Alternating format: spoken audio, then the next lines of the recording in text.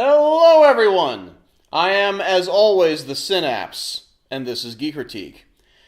Ever since I started this show, my working partner Balthazar has thrown a number of movies from his staggering VHS collection at me as potential review fodder. The frontrunner for a very long time has been this little number, Full Eclipse. Most likely because he just loves reading the back of this box in his best Don LaFontaine voice. In Los Angeles, the criminals are one step away from taking over the city. Drugs and guns are all over the streets. It'll take a special kind of cop to put an end to it all. Max Dyer is a special kind of cop, which is why he's invited to join an elite squad, a secret police unit authorized to do whatever it takes to put an end to crime. May I? Yeah. A drug that gives them the power of wolves and a deadly appetite for crime. Wow, this is fun. Do you think we're the first people to ever think about making fun of that movie announcer guy? Yes. Yes, we are. So I thought, well, I've got nothing to lose, so let's pop this baby into the VCR I still inexplicably have and check it out. Mario Van Peebles, eh? Well, as long as he's the only guy from a Highlander sequel in this, we should be cool. I made all the Twilight jokes I wanted to in my Daybreakers review. I have no intention to make any more. Joseph Culp. Oh, right! He played Dr. Doom in Roger Corman's version of Well, I guess I'll be putting this in the schedule after the Dungeons & Dragons movie. Turn around. Every now and then I get a little bit lonely and you're never coming around. Turn around. Every now and then I get a little bit tired of listening to the sound of my tears. Turn around. Every now and then I get a little bit nervous. The film begins with LAPD cop Max Dyer and his partner Jim out on the beat. They go on to gush about how Jim's only 3 days away from retirement as they discover some gun-toting crackheads whose calendar word for the day is defenestration. You know, guys, it's been over 10 seconds since your last hoary, older-than-dirt cop movie cliche. Can't you find it in your heart to grace us with another one? I'm getting too old for this. Ask and ye shall receive. Max and Jim infiltrate the building using separate air ducts. Max is the star of the show, so he gets a nice roomy pipe while Jim is stuck with a tiny cramped one, and his scene is guest directed by Ridley Scott. You know, guys, it's been over 12 seconds since your last hoary, older than... No! Oh! Great. So Max channels his fury and cleans up the scum with twin guns akimbo and a featherlight 2-story drop directly onto his hip.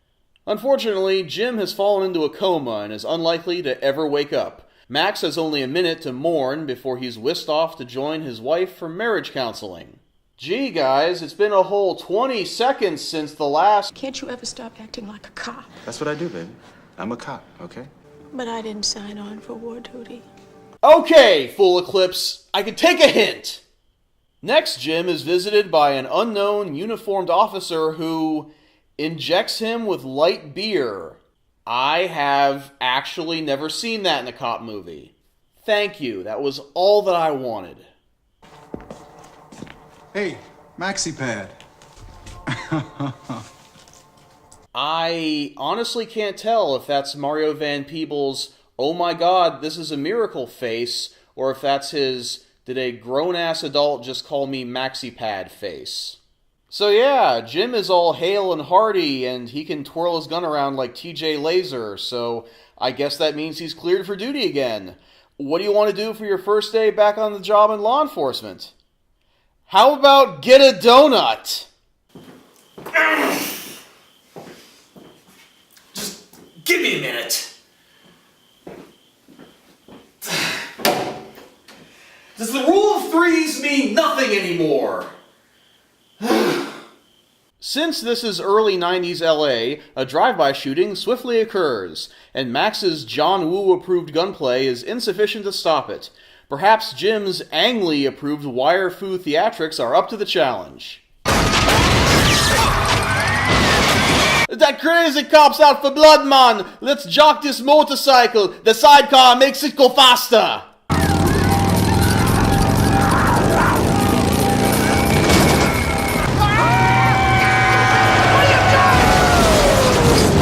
have the right to remain silent. If you give up that right, anything you say can or be used against you. You have the right to explode. If you cannot afford to explode, nitroglycerin will be appointed to you by the state. And my suit still looks great. The following day, Max is called in to visit Detective Adam Garou. Since I have seen one French werewolf movie poster in my life, I think I can guess where this is going. Adam Garou, Max Dyer. thanks for coming. You've been having a rough time lately. Oh, hey, Damodar! I hardly recognize you with all the hair. And without the... you know... I thought you might want to meet with some cops who've had similar problems. There's been more than one cop had his partner blown into ICU and came out acting like one of the Bionic X-Men. Bionic X-Men! Officer Dyer, you are hereby suspended from duty, and the department will be requiring you to study these comic books and these genre television show DVDs for the duration. I'm sorry, but we can't have you representing the Force while you're mixing your pop culture references. Basically, Garou invites Max to join his therapy sessions for cops. Early 90s, remember? And Max tells him to shove it and leaves. Garou responds by popping on his tunes and curling into the fetal position. I bet Bruce Payne does this a lot when he's alone. Max hits up his other buddies at a bar that night to tell them all about how Jim has been acting like he's in a much more awesome action movie than the rest of them are. Oh, here's the man of the hour himself! Let the good times roll!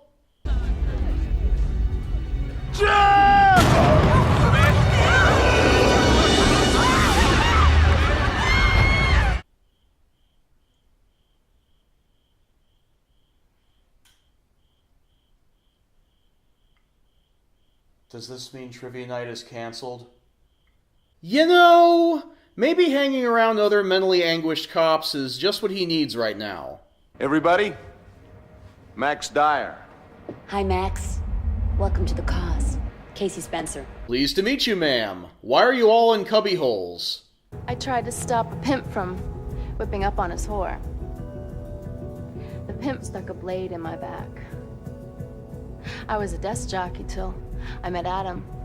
Now I have my legs back.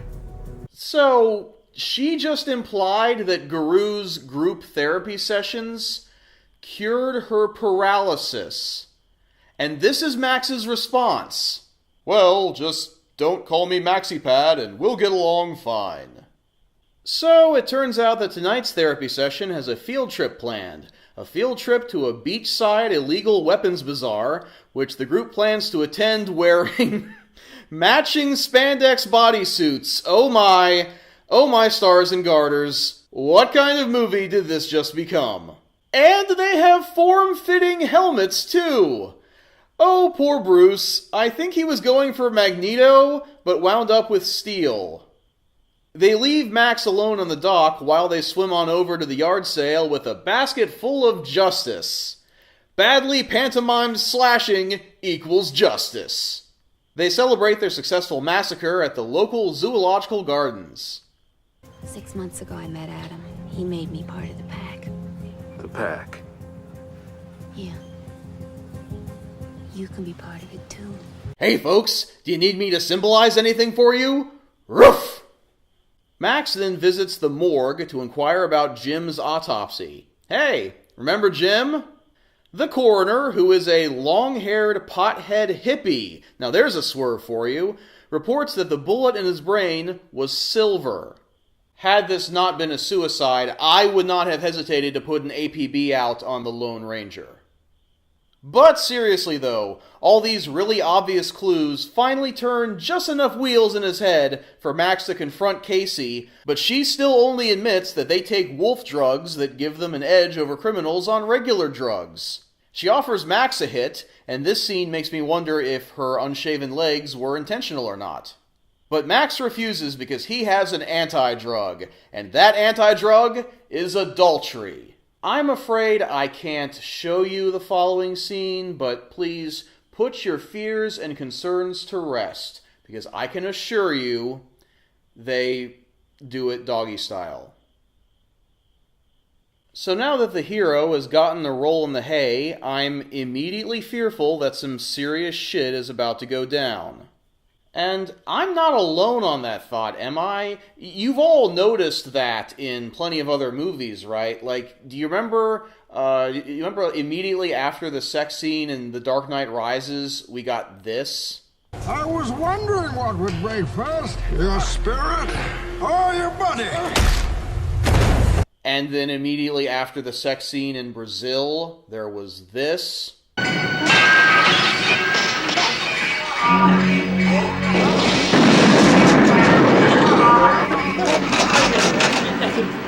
She's dead. And of course, immediately after the sex scene in Birdemic, we got this. So let's see if full Eclipse keeps up the trend. Max? I'm sorry. And at the half, the cliches have doubled up on originality, 6-3. Now it's time for the Full Eclipse halftime show, brought to you once again by Egret brand fire escapes, because this movie could really stand to have some jokes about a different animal by now. Now do you understand?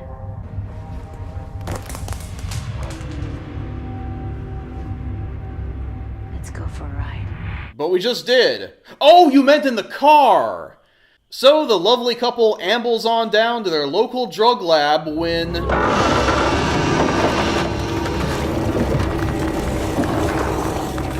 Holy schnicked.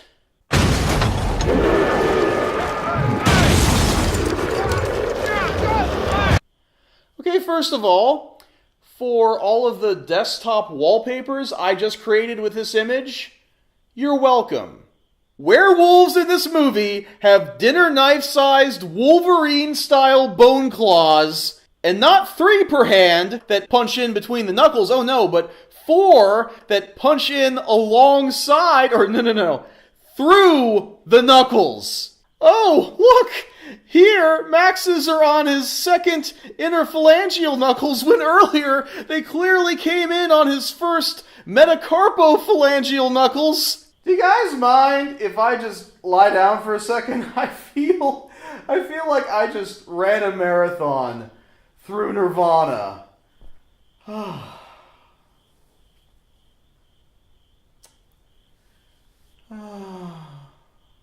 So, next up we meet the city's biggest drug lord, Mr. Teague. No relation to the director of Cat's Eye, I'm sure. You can tell he's evil because he has a fireplace in the middle of his living room.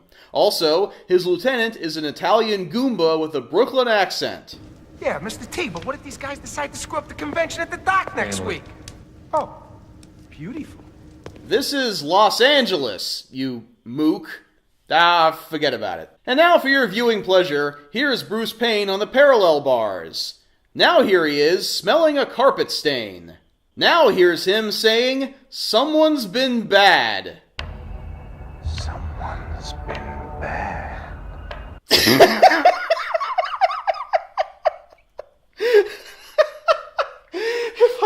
If I can keep laughing a little bit longer, I won't have to talk about the sexual abuse scene.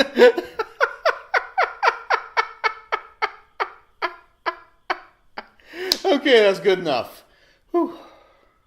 It's Max's birthday, and does Guru have a present for him? It's a brand new paddy wagon. Hey, nameless expendable woman, fire it up for the birthday boy, would ya?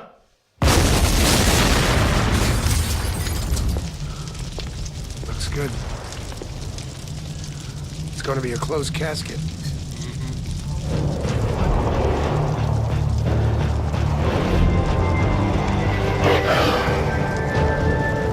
Tough guys. Okay, these guys have their faults, but this wolf pack is way more badass than the one from The Hangover. we revisit Mr. Teague, and I want to see if you noticed the same thing about this scene as I did.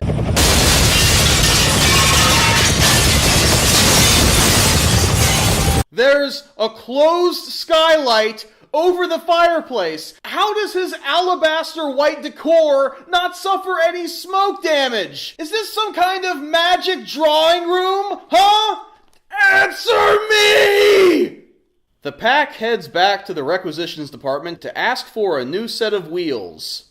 And you are not going to believe me, but here is where this movie starts to go completely off the rails. The desk sergeant sends Max down to the holding cells to talk to this guy. Who are you? Part of his team. I don't want underlings. I want him. So you're telling me that a melting dog man just walked into the precinct asking explicitly for Guru, and the sergeant's response was this. Oh yeah, Max, there's some piece of trash down a holding. He's ranting about Guru. You might want to check it out. And of course, he's a complete Deus Ex Machina, who explains Guru's evil plan that he's going to go crazy during the upcoming Eclipse and kill all of his wolf cubs and move to a new police precinct and start the cycle over again. Literally, anyone here could have heard this story, but Max was the only one who got the honor because the entire world conspired to make it so. Top-notch storytelling right there. Hey writer, just because you came up with this 25 minutes ago, doesn't mean you get to stop trying.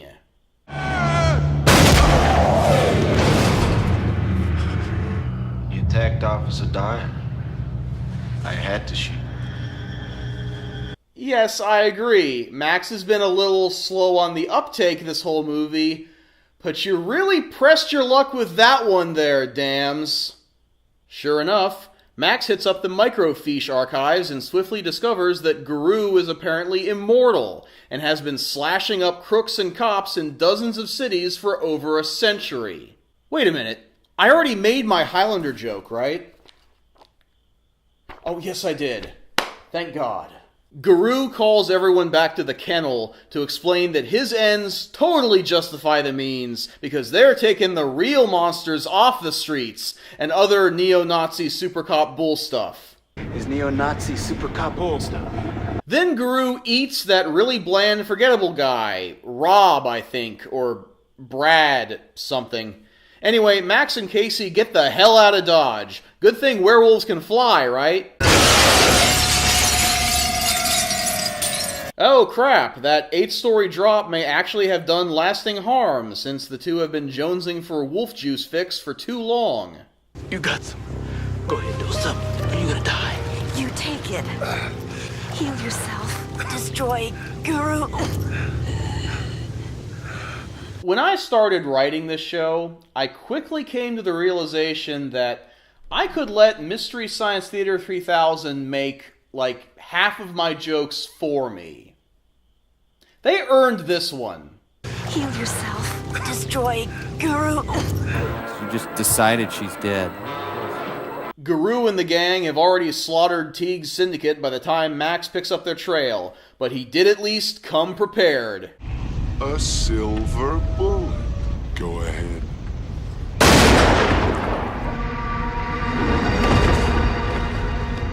So, movie climaxes involving Bruce Payne are now 0 for 2 on my show. No, fortunately, he's still got a little bite in him there. Did you get my memo? I'll go ahead and make sure you get another copy of that memo. Okay? A full eclipse protects me from everything, including silver. Previously on Heroes. Now, you want to see something really scary? Try not to laugh. Try not to laugh. Try not to laugh.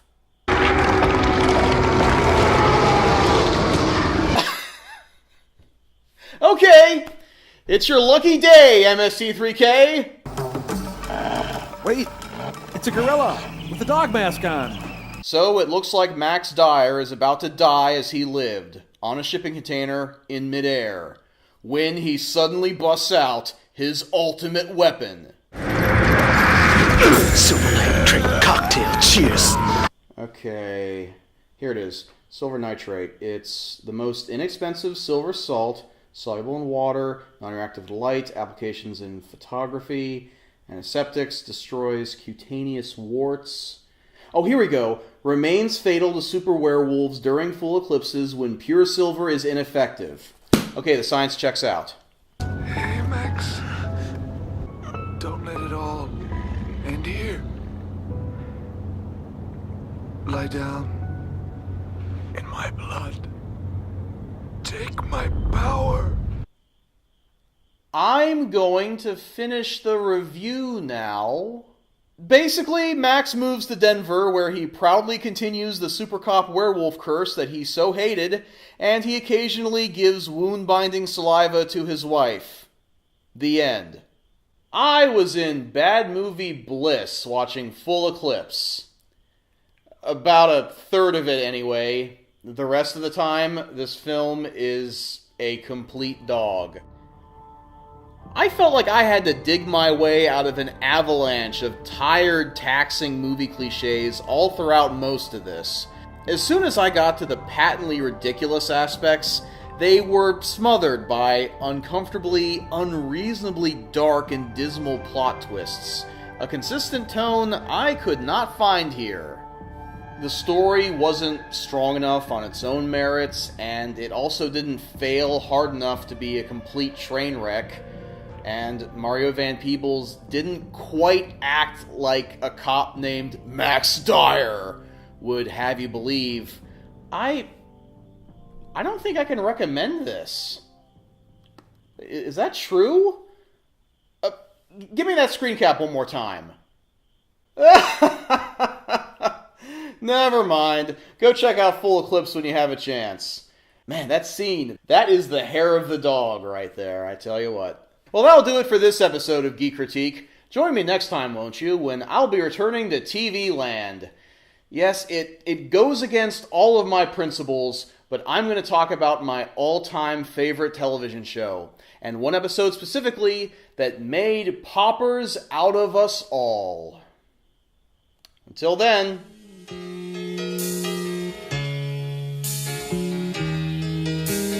Once upon a time there was light in my life, but now there's only love in the dark. Nothing I can say, a total eclipse of the heart.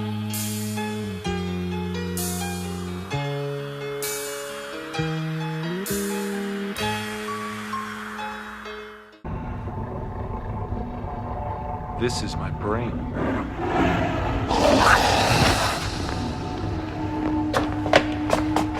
This is you on my brain. Any questions?